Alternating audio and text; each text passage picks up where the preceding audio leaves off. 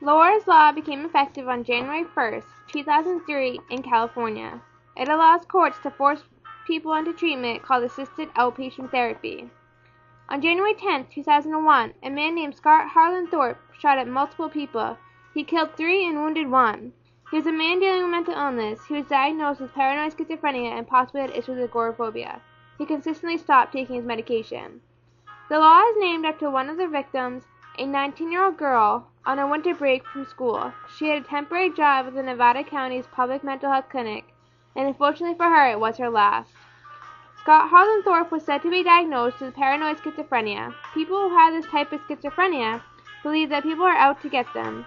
Because of this intense fear, they may at times harm or kill another person. It was also said that he was dealing with agoraphobia, which may or may not have been a symptom of schizophrenia, because people with schizophrenia usually withdraw from people. The important part is to pay attention to how this man was dealing with life, not necessarily what his diagnosis was. The treatment of Lora's Law is court-ordered and called Assisted Outpatient Therapy, or AOT. It was based off many of the same principles of Kendra's Law in New York. Kendra was another young woman who was killed by someone dealing with mental illness. There are very positive findings from the implementation of Kendra's Law.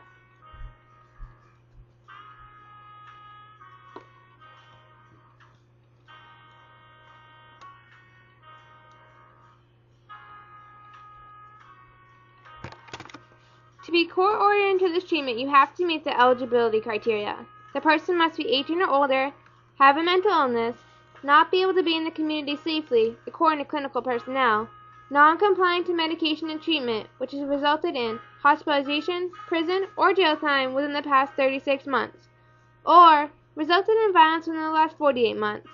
The client must have been offered to participate in treatment voluntarily, their mental illness must be getting worse, and in need, based off of their history of the AOT program, to prevent a relapse or worsening that would make them fit California's commitment criteria. The person must be likely to benefit from AOT, and it must be the least restrictive treatment to aid in their recovery. This treatment is one step in stopping the revolving door problem that many people with mental illness deal with.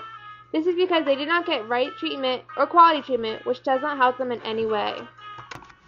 The law does have some limitations. One of the limitations is that the court did not mandate that every county has to have this treatment. As of this date, Los Angeles and Nevada County have been the only 2 places in California to implement the law. Money is an issue with implementing the program because it was ruled that the money for the law cannot be taken out of any other program, and the money that was going to be given to the counties wasn't available. There are many supporters such as the Treatment Advocacy Center or TAC. Their main purpose is to break down barriers for people getting quality treatment. They support any laws, policies, practices, and research on mental illness. The National Alliance on Mental Illness, more widely known as NAMI, is also in support of Lora's Law. Another non-surprising supporter is the American Psychiatric Association, which has a branch in California. Not everyone is in support of Lora's Law. Give your mental health system an injection of truth is something mindfreedom.org says a lot. They have a myth and truth brochure for people to print out and hand out. If you really want to be healthy, you will take whatever medication your prescriber suggests for the rest of your life. That is one of their myths. And their truth, in short, is that the client should have the choice. I agree that people should be knowledgeable about medication and make their own choices, unless they are in danger of hurting themselves or others. California Network of Mental Health Clients and the Madness Network News are also in opposition.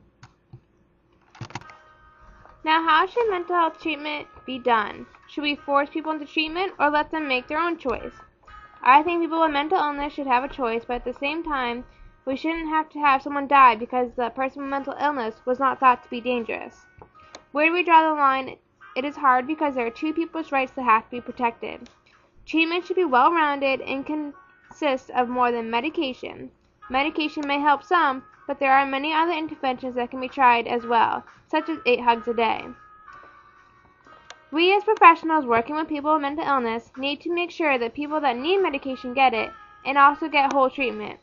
The question is, how do we get quality treatment for people with mental illness that helps them get back to where they want to be and prevent harm and death of others?